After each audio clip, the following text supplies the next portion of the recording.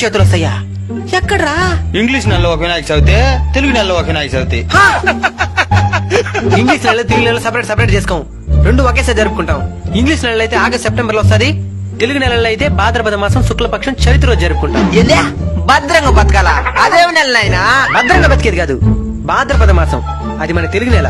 ఓహో, ఇంగ్లీష్ లో 12 నెలలు ఉన్నట్టే తెలుగులో కూడా 12 నెలలు ఉంటాయి. ఏంది నాయన అదే? చైత్రము, వైశాఖము, జ్యేష్ఠము, ఆషాఢము, శ్రావణము, భాద్రపదము, అశ్వేజము, కార్తీకము, మార్గశిరము, పుష్యమి, మాఘము, పాల్గొనము. ఈ విధంగా తెలుగులో కూడా 12 నెలలుంటాయి. ఓహో, మళ్ళీ ఏదో శుక్లపక్షి అదేది అన్నేవా? పక్షికి ఎదురదే పక్షం, శుక్లపక్షం. అంటే ఏంది నాయనా? పక్షం అంటే 15 రోజుల కాలం. ఒక నెలకి ఎన్ని రోజులు ఉంటాయి? 30. అంటే ఎన్ని పక్షాలు? 2. 2 పక్షాలు. ఒకటి శుక్లపక్షం, ఇంకోటి కృష్ణపక్షం. ఇప్పుడు జరిగే శుక్లపక్షమో కృష్ణపక్షమో మనకెడ తెలుస్తుంది నాయనా? మంచి ప్రశ్న. మీరు గమనించుంటారు, చంద్రుడు చిన్న సైజులో ఉండి పెరిగి పెరిగి పెరిగి పెరిగి పెద్దగా గుండ్రంగా అయిపోతాడు. దాన్ని ఏమంటారు? పౌర్ణమి. సూపర్. ఈ విధంగా చిన్న సైజులో ఉన్న చంద్రుడు పెద్ద సైజులో గుండ్రంగా మారడానికి 15 రోజుల టైం పడుతుంది. ఈ 15 రోజుల టైం నే శుక్లపక్షం అంటారు. అయితే కృష్ణపక్షమా? మళ్ళీ గుండ్రంగా ఉన్న చంద్రుడు కరిగిపోయి అసలు కనబడకుండా అయిపోతాడు. దాన్ని ఏమంటారు? అమావాస్య. ఎక్సలెంట్. ఈ విధంగా గుండ్రంగా ఉన్న చంద్రుడు కూడా పూర్తిగా మాయమైపోవడానికి 15 రోజుల టైం పడుతుంది. దీన్ని కృష్ణపక్షం అంటారు. ఓహో, అయితే లాస్ట్ లో ఆడోళ్ళు తిట్టుకుంటారే నా చవితి అని, ఆ విధంగా చెప్పినవే ఏందది? ఓ నాయనా, అది సవితి కదరా, చవితి. అంటే? చవితి అంటే 4వ తేదీ అని అర్థం. ఇంగ్లీష్ లో తేదీలు ఉంటాయి కదా, వాటిని తెలుగులో తిథులు అని అంటారు. ఒక పక్షానికి 15 రోజులు ఉంటాయి కదా, ఈ 15 రోజులకి 15 పేర్లు ఉంటాయి. ఏంది? పాడ్యమి, విధియ, తదియ, చవితి, పంచమి, షష్ఠి, సప్తమి, అష్టమి, నవమి, దశమి, ఏకాదశి, ద్వాదశి, త్రయోదశి, చతుర్దశి, పౌర్ణమి లేదా అమావాస్య. పాడ్యం అంటే ఒకటే తేదీయా? మా అమ్మ పాడ్యం రోజు దూర ప్రయాణం చేయొద్దంటే ఏమో అనుకున్నా, ఒకటే తేదీ బాగుడదనా? ఇద్దరా ఇది గుడిదిలే మనకి. శుక్లపక్షంలో వచ్చే తిథుల్ని శుద్ధ తిథులని, కృష్ణపక్షంలో వచ్చే తిథుల్ని బహుళ తిథులని అంటారు. ఇప్పుడు చెప్పండి, వినాయక చవితి ఎప్పుడు వస్తుంది?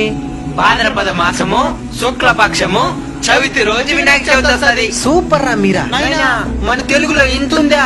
దేశ భాషలందు తెలుగు లెస్స అని ఊరికే అనలేదు నైనా, ఇలాంటివి మన భాషలో చాలా ఉన్నాయి. అందుకే మన తెలుగు భాష చాలా గొప్పది. అవునైనా నాయనా, మా ఫ్రెండ్ వాళ్ళ ఊర్లోనే పెద్ద విగ్రహం పెట్టినారనేసి వారు రక్షణ చేస్తున్నారు నాయనా. ఎంత పెద్ద విగ్రహం పెడితే అంత గొప్ప. వినాయకుడు ఎత్తి బట్టి గొప్పతనం రాదు నైనా, మన భక్తి శ్రద్ధలతో చేసే పూజల వల్లే గొప్పతనం వస్తుంది. నువ్వు నీ చేతులారా చిన్న గణపయ్యని చేసి ప్రేమగా పూజలు చేసినావనుకో, గణపయ్య 100 అడుగుల విగ్రహాన్ని వదిలేసి కూడా నీకోసం ఆ చిన్న బొమ్మలోకి వచ్చి నిన్ను ఆశీర్వదిస్తాడు. గణపయ్య పుట్టినరోజు గణపయ్యకి పూజలు చేయడం కంటే కూడా ఆపదలో ఉండే వాళ్ళకి సహాయం చేసినావనుకో, గణపయ్య చాలా సంతోషిస్తాడు. అందుకే కదా మనం అన్నదానం చేస్తున్నావా? పాయింట్ పెట్టేను. నైనా, ప్లాస్టిక్ తో చేసిన ప్యారిస్ బొమ్మను ఉపయోగించకూడదన్నా? అది ప్లాస్టిక్ తో చేసిన ప్యారిస్ బొమ్మ కాదు, ప్లాస్టర్ ఆఫ్ ప్యారిస్. ఓహో, అదేదేనైనా దాన్ని దేనికి ఉపయోగించకూడదు? అది ప్లాస్టిక్ లాగా భూమిలో తొందరగా కలవదు నైనా. నీళ్ళలో వేసినావనుకో, నీళ్ళలో ఉండే జీవరాశులకంతా హాని కలిగిస్తుంది. అందుకని ప్లాస్టర్ ఆఫ్ ప్యారిస్ చేసిన బొమ్మలు ఉపయోగించకూడదు, మట్టి గిన్నెపైన ఉపయోగించాలి. కానీ ప్లాస్టర్ ఆఫ్ ప్యారిస్ బొమ్మలు చేసే కొన్ని వేల కుటుంబాలు జీవనోపాధిని కోల్పోతాయి. దాన్ని కూడా ఆలోచించాలి. అయితే గణపయ్య వల్ల ఇన్ని మంది బతుకుతున్నారా?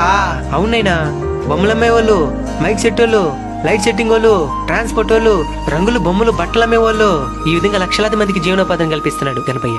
అవునైనా, మరి ఇంత గొప్ప గణపయ్య ముందు చాలా మంది డబుల్ మీనింగ్ పాటలకు డాన్స్ చేస్తున్నారు నాయనా. చాలా మంది తాగేసి కూడా ఆడుతున్నారు నాయనా.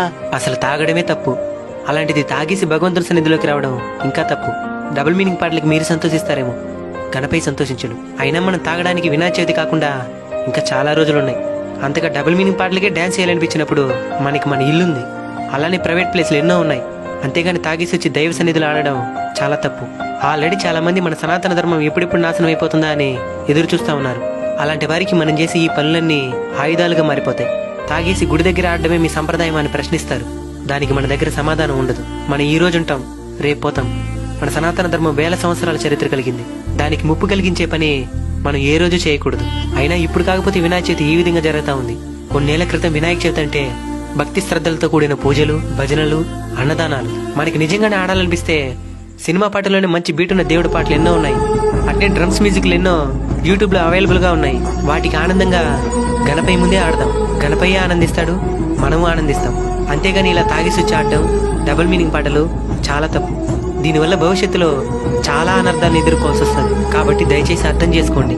ఈ వీడియోని వీలైనంత మందికి షేర్ చేయండి. వ్యూస్ కోసం కాదు, కొంతమంది అయినా మారుతారనే ఆశ. మీరు కూడా మీ కుటుంబ సభ్యులకి, స్నేహితులకి అర్థమయ్యేటట్లు వివరించండి. అవును, మీకు వినాయక చవితి శుభాకాంక్షలు చెప్పడమే మర్చిపోయాను. అన్బీటబుల్ కల్చర్ కుటుంబ సభ్యులందరికీ వినాయక చవితి శుభాకాంక్షలు. మంచి ఇన్ఫర్మేషన్ వీడియో అందరికి షేర్ చేయండి. జై హింద్.